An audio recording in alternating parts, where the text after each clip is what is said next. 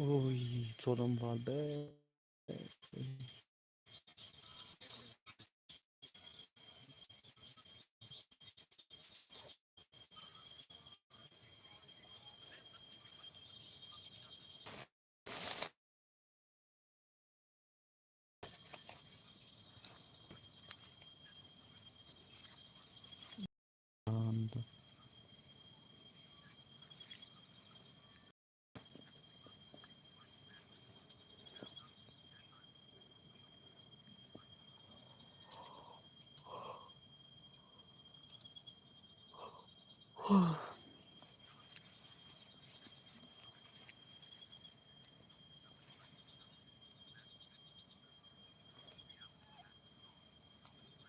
Xuân phà.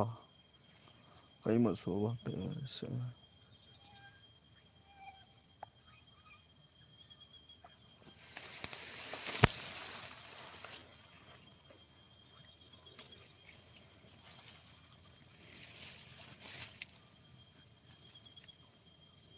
Cái điệp khá đem cái bố là quay điệp mà là cái mà số.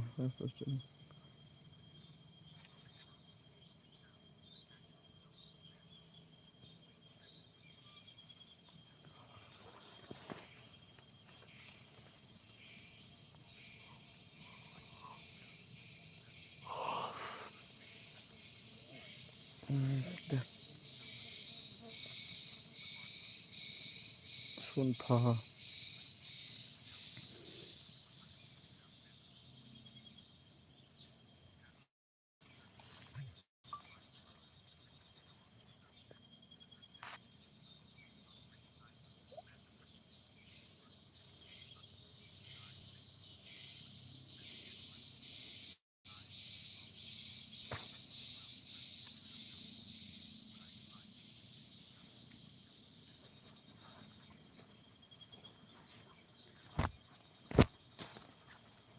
Thổ cang hạt.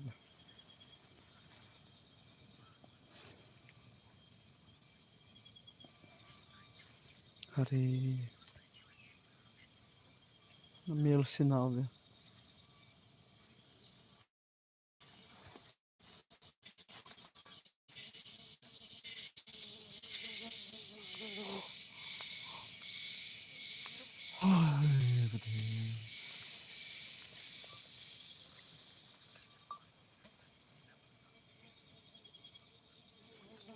Xuân phà. Cái mà chim đầu ra hệ. Tu lại cái mà chim mò vào bé sẽ.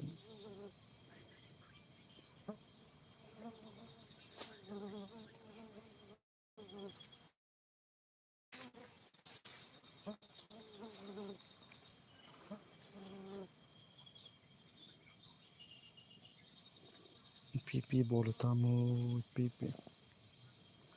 Ding ding ding ding ding ding. Gam vang la sahang la hi hen. Phai tol phai pi la hi zong le. Cái hình của độ riêng riêng này đào bồ dễ nô chạm bằng khen sa hi song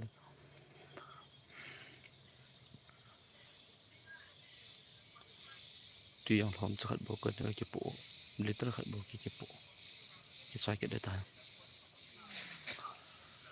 tâm riêng rồi nam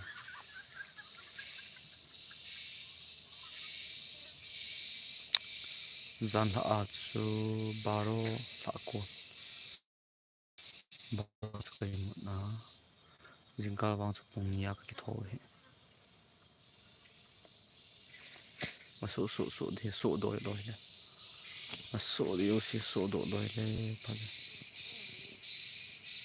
à cái lần này là ngol cái bằng gì clip dom khá thêm cái tia cần bol vàng clip độ thêm một toa hi kapot do hi kapot do bên à kim lại khát cái thùng này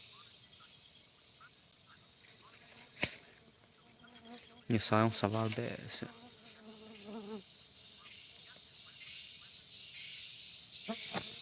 như sẽ đàn con ba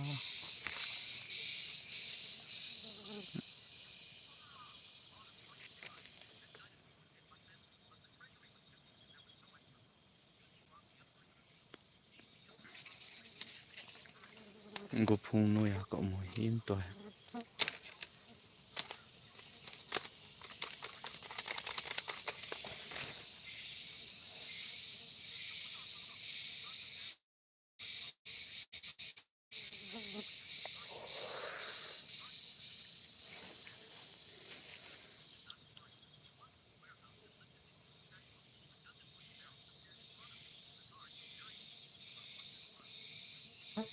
Asat kidangi tu ni thokang yang jahat dan jahat. Yang nak duty pet na chule hoi lang awa mang ke wa.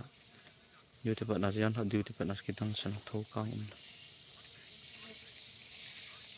Tua hela ul chang kon sat bo bang.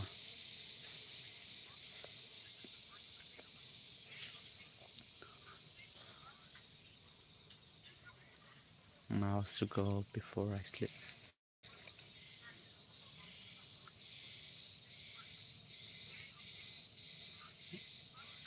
PP bol tamo. Anum tu me tu ni cha. Me lo tip cha na. Ki pa va be se jeng. Akan na lo dong kon kon.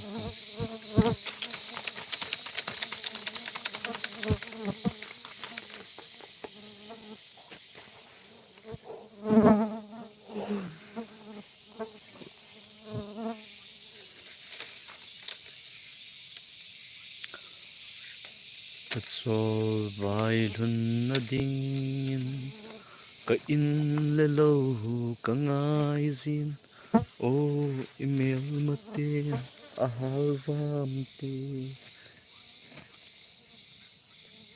gam tin hin kho sa mang zal mon ka min in le lo ka gil zin lon hin lo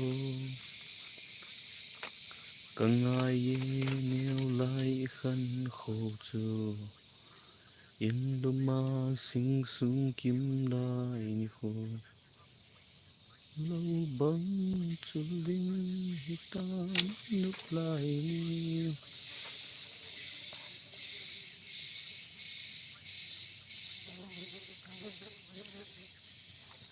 tôi băng hung đón kịp đô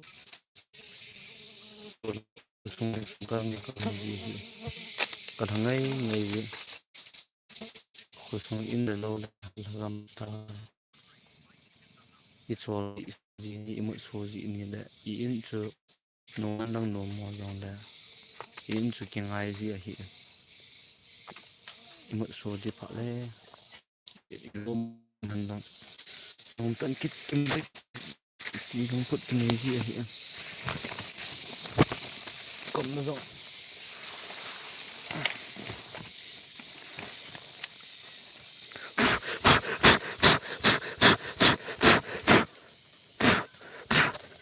số xịt ta bảo yang thal long à xịt mi te nó cái thal lụt bị tao à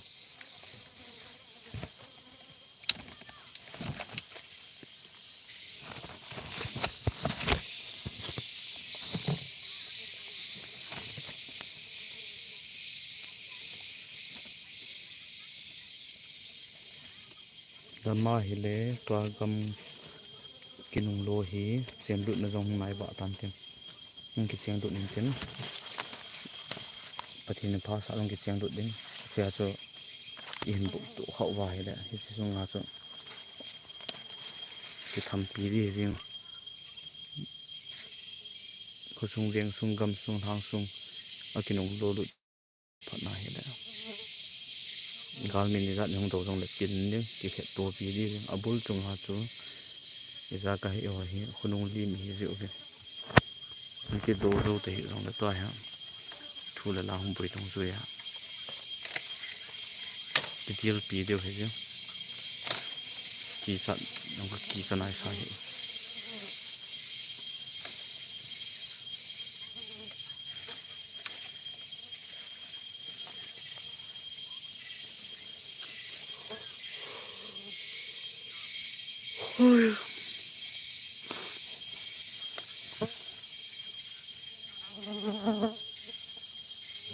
Thôi.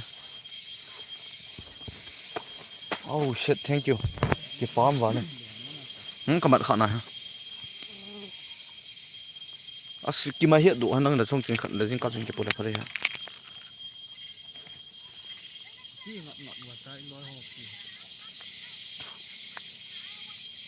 Nó ngao tú là cái lon.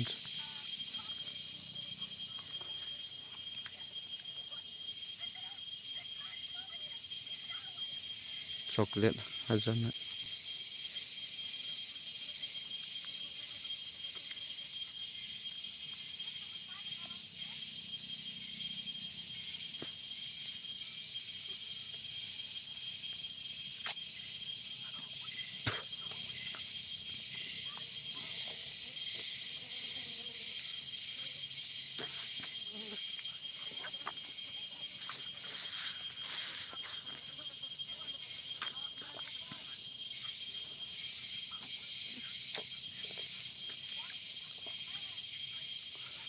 Số lượng rất nhiều đàn xong. Nhưng đang là真的拎头那地别说，所以个地方就腹地很好，多很nhiều thì đã đàn rồi.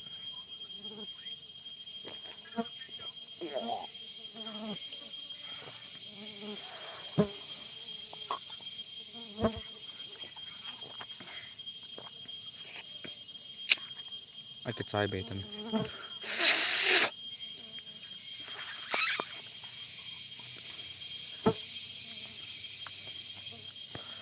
Tua hi. Kapot do hi tu ni.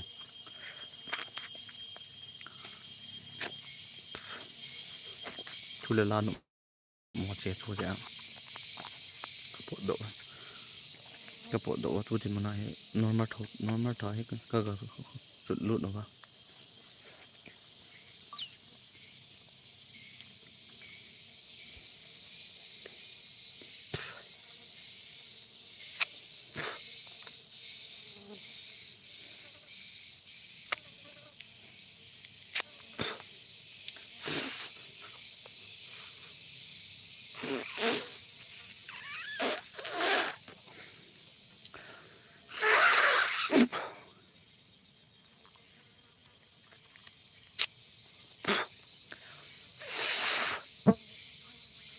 Nice.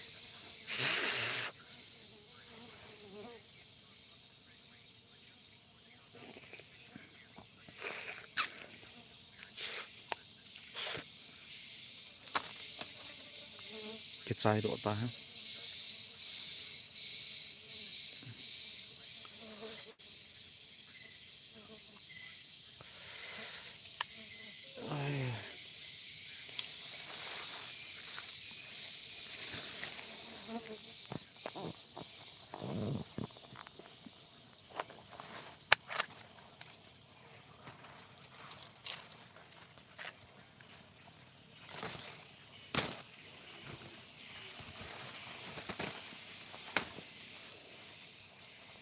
Dân họng chứ vùng nhà cái thổ bị tê tu riêng cả vùng nhà cái thổ và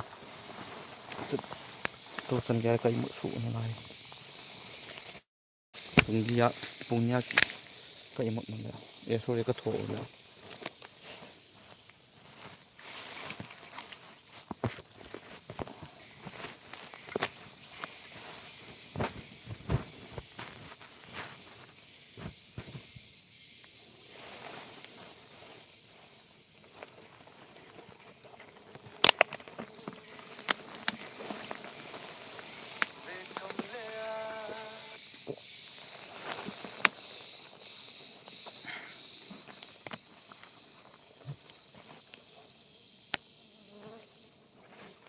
thật tùy nhé về bồn ta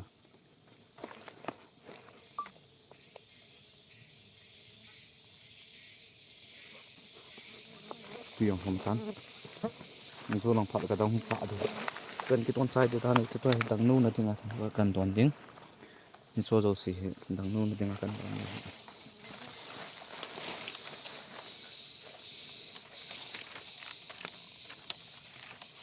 cậu đồ vẽ cây một số đàn đàn xây đi bày cái gì nhỉ pi ba e bol ta mo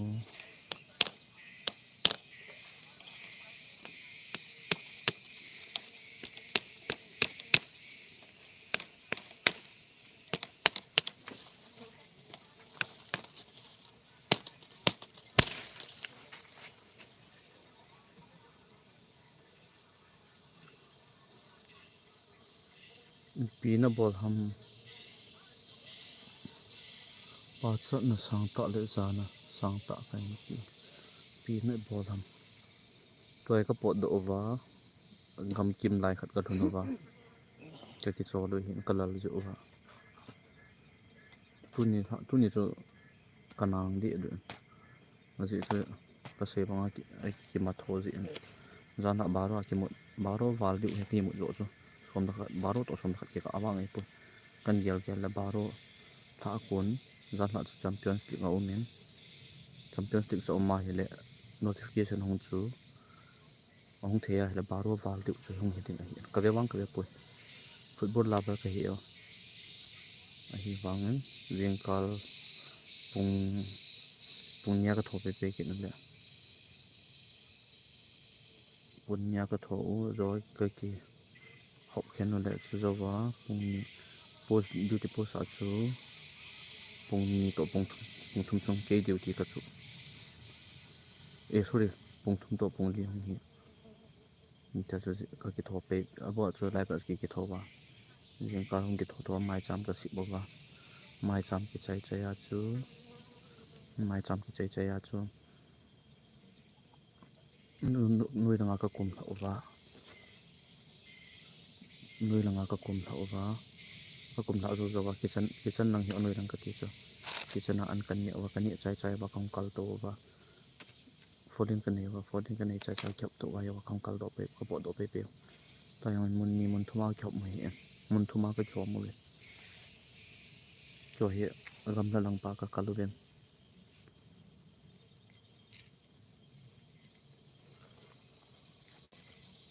vùng khu media bro na dam na nghe cái dam nói cái đầm vàng in thu lại cái lal cái tạ sa đầm cái tạ sa chôn xây na hay đầm mo tổ long ở cái đâu tổ thằng cái lal này gam na nam ngai lut na za la pan han a cái lal jing hi eu cái cả sung nhiều bụi na hi thu lại cái đòn bụi to le le thật sự là mà gì cây một số tổ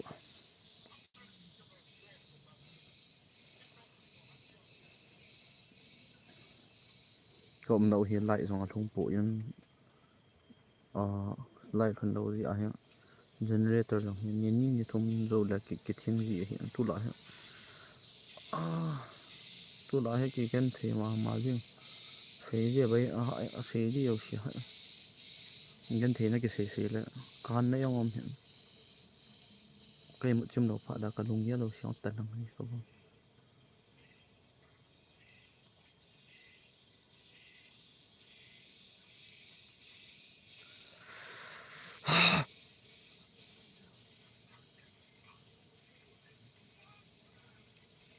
lô trắng nhẹ tổ cái lô thằng so sorry mà chắc cái này đâu hiểu mà chắc này đâu thì là xây thêm một cái xây kit bên bùn này đâu mà tu đã tự kit rồi dù sẽ khơi trở lập họ cái này đâu cái tuần đâu cái này đâu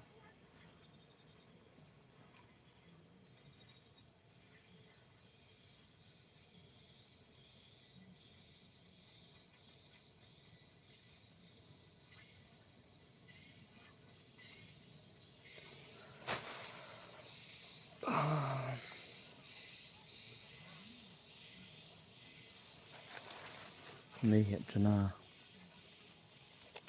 nó không cái xây lâu lệ quay bên chỗ này đi tham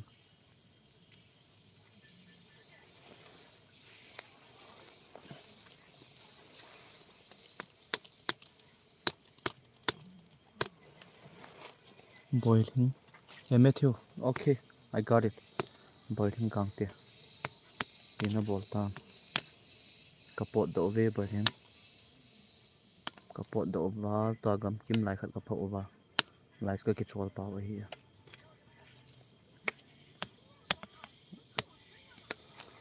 here go here go if go out le ka zol pa hi dio so pi dong neo login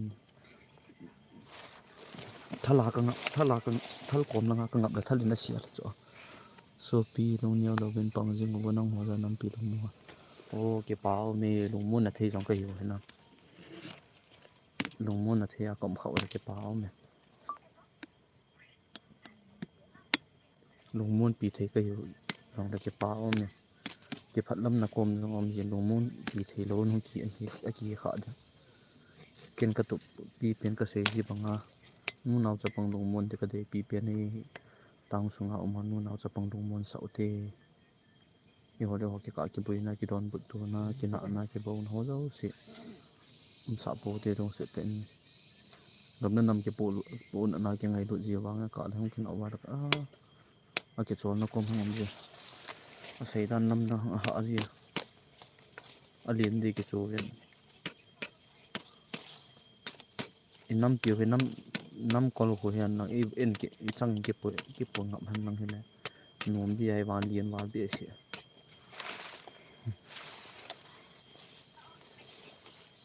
no ol paw wale Berlin ka ol paw hi gama ka hi in ka paw thei po e o so sorry Nikina. What is he saying? I'm not saying anything, bro. I'm just here talking with my people.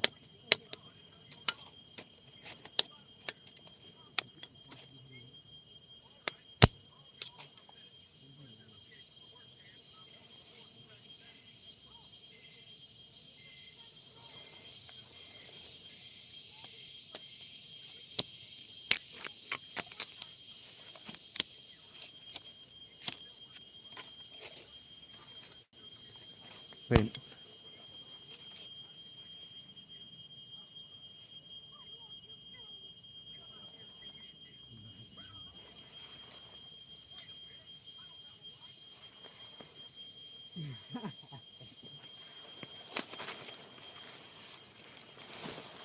Thalpo soji poti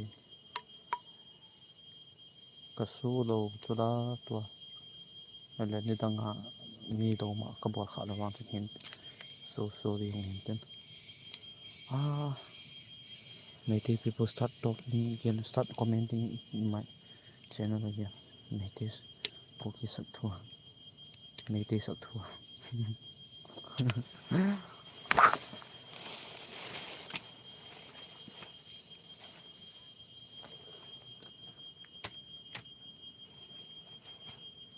nama na pa na tak pi bra atu sak thua words tu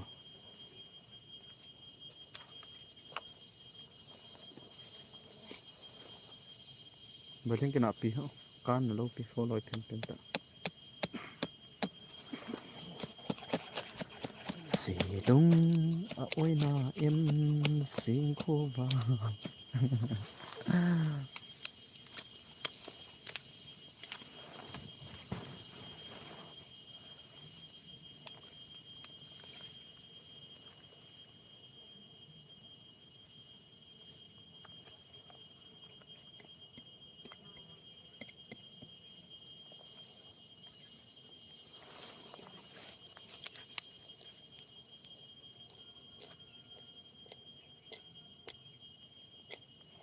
Pating na bo na bin naging jing tahan ke pa men yan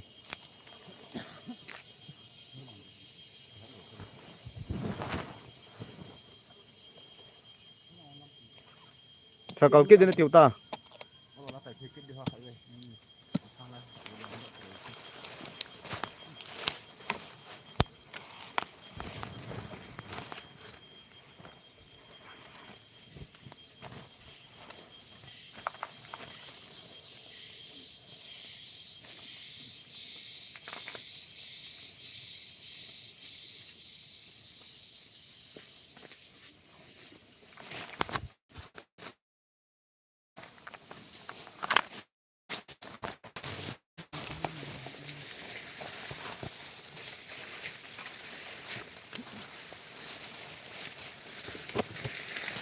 Hi. Hi. Hi.